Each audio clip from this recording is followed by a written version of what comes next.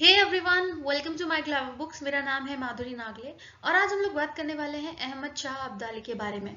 इसके पहले हम लोगों ने सोनाली बंसल का एक टॉपिक और कवर किया था, वो था नादिर शाह। तो नादिर शाह का जब असैसिनेशन होता है उसके बाद अहमद शाह अब्दाली जो है उसको सत्ता मिल जाती है। और बेसिकली देखा जाए तो उसका असैसिनेशन भी इसीलिए हुआ था क्योंकि वो बहुत ज़्यादा क्रूअल हो गया था। एक तो जो मिलिट्री कैंपेन्स थे उसके लिए वो बहुत ज़्यादा टैक्स लेता था, और दूसरी चीज वो ये थी कि लोगों को, उसके जो कॉर्टियर्स थे उन्हीं को ये डर लगने लगा था कि हमको ना मार दे। तो उन्होंने सोचा कि क्यों ना हम खुद ही इसको मार डाले ताकि हम अपनी जान तो एटलीस्ट बचा सके। तो उसके ही जो दरबारी थे उन लोगों ने मिलकर ये प्लान किया, और जब वो नींद में था एक रात में तो उसको स्टैब कर दिया, ठीक है, उसको मार डाला बेसिकली। सो अहमद शाह अब्दाली उसके बाद पर्शिया में इसका राज रहा है। और इंडिया के लिए क्यों ये नाम जरूरी है पढ़ना, तो वो आज हम लोग देखेंगे। बिफोर दैट, अगर आपकी कुछ क्वेरीज, अगर आप कुछ पूछना चाहते हैं तो आप मुझे इंस्टाग्राम पर फॉलो कर सकते हैं और यहाँ पर अपनी क्वेरीज जो है वो पूछ सकते हैं। सबसे पहले अगर हम लोग बात करें तो जैसा मैंने कहा, नादिर शाह का जब असैसिनेशन होता है 1747 में, ठीक है, 20 जून को हुआ था ये, जून 20th 1747 को इसका असैसिनेशन होता है। तो उसके बाद अब अहमद शाह अब्दाली या अहमद शाह दुरानी जो है वो संभालता है। जो पर्शिया था उसका जो किंगडम है वो अहमद शाह अब्दाली को मिल जाता है बेसिकली। ये जो है इसको ये एक नाम और टाइटल जो है इसने टाइटल अज्यूम किया था, दुर ए दुरानी, ठीक है, दुर ए दुरानी मतलब पर्ल ऑफ पर्ल्स। दुरानी, दुर जो है वो कहा जाता है पर्ल्स को, ठीक है। He also began invading India. अब यहाँ पर मोहम्मद शाह का टाइम जो था 1748 में, 1748 से इसने स्टार्ट कर दिया था जो इंडिया था उस पे आक्रमण करना बेसिकली।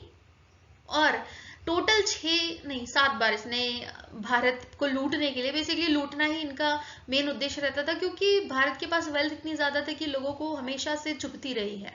तो 1748 से लेकर 1767 तक इसने बहुत बार, मतलब 7 टाइम्स जो है इंडिया पर अटैक किया और लूटा, प्लंडर मचाया, बहुत ज्यादा लोगों को मारना और सारी चीजें जो बुरी बुरी चीजें सब हो सकती थी सब इसने करी है। फिर इसके बाद अगर हम लोग बात करें तो अर्ली 1749 में इसने जो फ्रंटियर है उसको क्रॉस किया और पंजाब का गवर्नर जो था मोइनुल मुल्क उसको भी हरा दिया।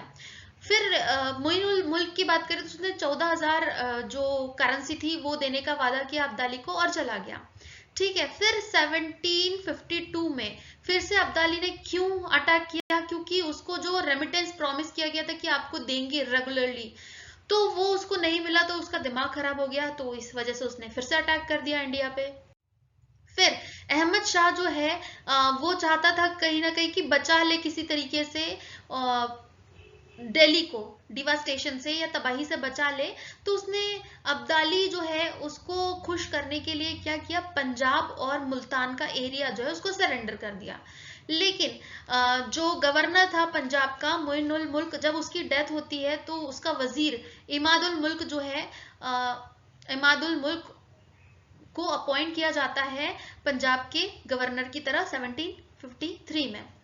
फिर यहाँ पर क्योंकि इसको अपॉइंट कर दिया गया, ठीक है, लेकिन यहाँ अब्दाली को ये लगा कि इन लोगों ने मेरे जो हुक्म है उसकी अवहेलना की है।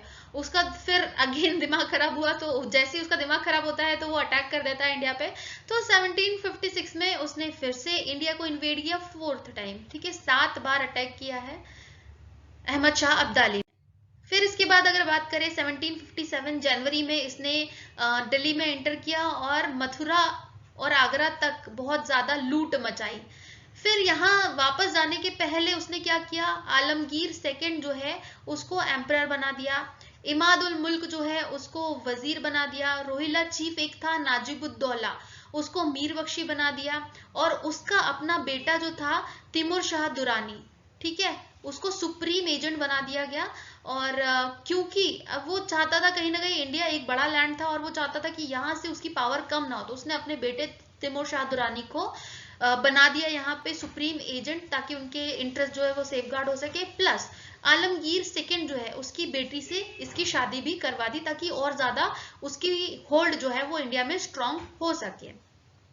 फिर इसके बाद यहाँ पर उसने डिस्प्लेस तो नहीं किया मुगल डायनेस्टी को कंप्लीटली, लेकिन अब्दाली की जो सुसरेंटी थी वो स्वीकार कर ली, मतलब उसकी सुप्रीम पावर को यहाँ पर इंडिया के मुगल किंग जो थे उन्होंने मान लिया, ठीक है, आलमगीर सेकंड ने मान लिया। पर उसने इसी वजह से इंडिया में जो मुगल किंग्स थे उनको डिस्प्लेस नहीं किया। पर यहाँ पर तिमूर शाह दुरानी जो है, ये नाम याद रखना, इंपॉर्टेंट नाम है, तिमूर शाह दुरानी को यहाँ पर वो अपॉइंट करके चला गया। फिर इसके बाद 1758 की बात करें तो नाजिब जो है उसको एक्सपेल कर दिया दिल्ली से। जो मराठा चीफ थे रघुनाथ राव, उन्होंने पंजाब को कैप्चर कर लिया और नाजिबुद्दौला को हटा दिया, ठीक है। फिर यहाँ अगेन 1759 में फिर इसका दिमाग खराब होता है, जैसे हमने देखा बार बार ही अटैक कर देता है, तो उसने रिवेंज लेने के लिए, बदला लेने के लिए फिर से उसने इंडिया आने का सोचा, ठीक है। 1759 में वापस इंडिया आया।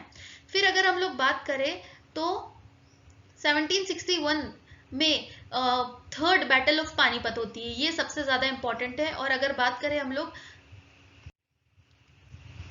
थर्ड बैटल ऑफ पानीपत की, तो ये आपको पढ़ना होता है, मराठा और अहमद शाह अब्दाली के बीच में हुआ था, हमको पता है। लेकिन यहाँ पर ये कहा जाता है थर्ड बैटल ऑफ पानीपत ने ये डिसाइड तो नहीं किया कि इंडिया पर कौन रूल करेगा, पर उसने ये डिसाइड जरूर कर दिया था कि इंडिया पर कौन रूल नहीं करेगा।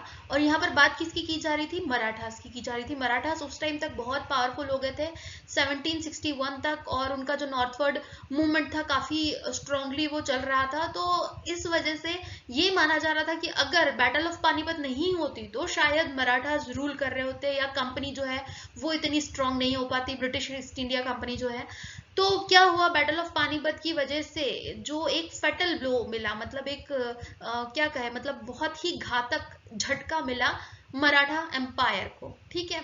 ये क्योंकि वो चाह रहे थे कंट्रोल करना एम्परर को और पूरी कंट्री को डोमिनेट करना चाह रहे थे, तो वो जो ड्रीम था उनका वो कहीं ना कहीं टूट गया अहमद शाह अब्दाली से जो तीसरी लड़ाई हुई पानीपत की, उसकी वजह से। फिर यहाँ पर जैसे हम जानते हैं कि 1772 में जो मराठास थे उन्होंने एस्कॉर्ट किया था मुगल एम्परर को कि वो दिल्ली का थ्रोन उसको मिल सके, ठीक है। 1772 में क्यों ऐसा कहा जा रहा है? क्योंकि जो आलमगीर था वो लगभग 12 साल तक एग्जाइल में रहा, और इन 12 सालों तक उसको ये भी फिगेटिव मुगल एम्परर या भगोड़ा मुगल एम्परर भी कहा जाता है, तो एग्जाइल में रहा। 1772 में उसको वापस से रेन मिला, और 1789 में भी उन्होंने एस्कॉर्ट किया। लेकिन जो उन्होंने पहले अटेम्प्ट किया था पंजाब और मुल्तान को कैप्चर करने के लिए, वो उन्होंने दोबारा प्रयास नहीं किया, और साथ ही वो उतने स्ट्रांग भी कभी नहीं हो पाए। तो यहाँ पर अहमद शाह अब्दाली का इम्पोर्टेंस मुगल एम्पायर को तो खैर उसने तबाह किया ही, लेकिन मराठास की जो पावर बढ़ रही थी दिन ब दिन, उस पावर को कम करने का भी इसने काम किया, और अल्टीमेटली जो इंडिया कंप्लीटली मराठास के अंडर जा सकता था वो नहीं जा पाया due to third battle of Panipat, ठीक है। ये याद रखना अहमद शाह अब्दाली के बारे में, ये इंपॉर्टेंट चीज है। So end of the video, thank you everyone for watching this, और मिलते हैं हम लोग नेक्स्ट वीडियो में। Bye bye.